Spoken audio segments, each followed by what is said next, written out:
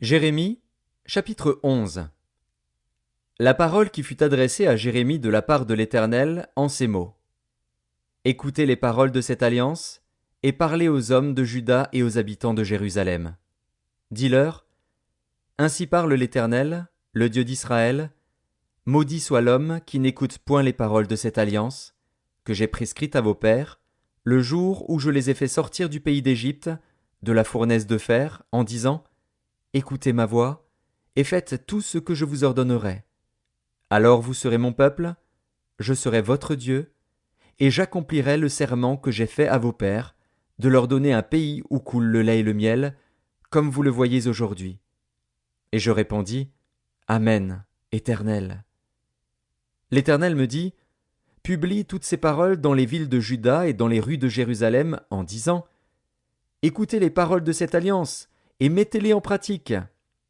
Car j'ai averti vos pères, depuis le jour où je les ai fait monter du pays d'Égypte jusqu'à ce jour, je les ai avertis tous les matins en disant, écoutez ma voix. Mais ils n'ont pas écouté, ils n'ont pas prêté l'oreille, ils ont suivi chacun les penchants de leur mauvais cœur. Alors j'ai accompli sur eux toutes les paroles de cette alliance, que je leur avais ordonné d'observer et qu'ils n'ont point observées. L'Éternel me dit, il y a une conjuration entre les hommes de Juda et les habitants de Jérusalem. Ils sont retournés aux iniquités de leurs premiers pères, qui ont refusé d'écouter mes paroles, et ils sont allés après d'autres dieux pour les servir. La maison d'Israël et la maison de Juda ont violé mon alliance, que j'avais faite avec leurs pères.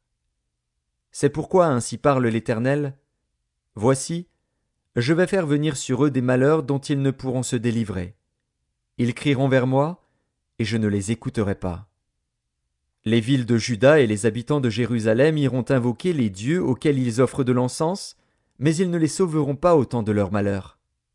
Car tu as autant de dieux que de villes, ô Juda, et autant Jérusalem a de rues, autant vous avez dressé d'autels aux idoles, d'autels pour offrir de l'encens à Baal. Et toi, n'intercède pas en faveur de ce peuple, n'élève pour eux ni supplication ni prière, car je ne les écouterai pas quand ils m'invoqueront à cause de leur malheur. Que ferait mon bien-aimé dans ma maison? Il s'y commet une foule de crimes. La chair sacrée disparaîtra devant toi. Quand tu fais le mal, c'est alors que tu triomphes. Olivier verdoyant, remarquable par la beauté de son fruit, tel est le nom que t'avait donné l'Éternel. Au bruit d'un grand fracas, il l'embrasse par le feu, et ses rameaux sont brisés. L'Éternel des armées, qui t'a planté, appelle sur toi le malheur, à cause de la méchanceté de la maison d'Israël et de la maison de Juda, qui ont agi pour m'irriter, en offrant de l'encens à Baal. L'Éternel m'en a informé, et je l'ai su. Alors tu m'as fait voir leurs œuvres. J'étais comme un agneau familier qu'on mène à la boucherie, et j'ignorais les mauvais desseins qu'ils méditaient contre moi. Détruisons l'arbre avec son fruit, retranchons-le de la terre des vivants, et qu'on ne se souvienne plus de son nom. Mais l'Éternel des armées est un juste juge, qui sonde les reins et les cœurs. Je verrai ta vengeance s'exercer contre eux, car c'est à toi que je confie ma cause.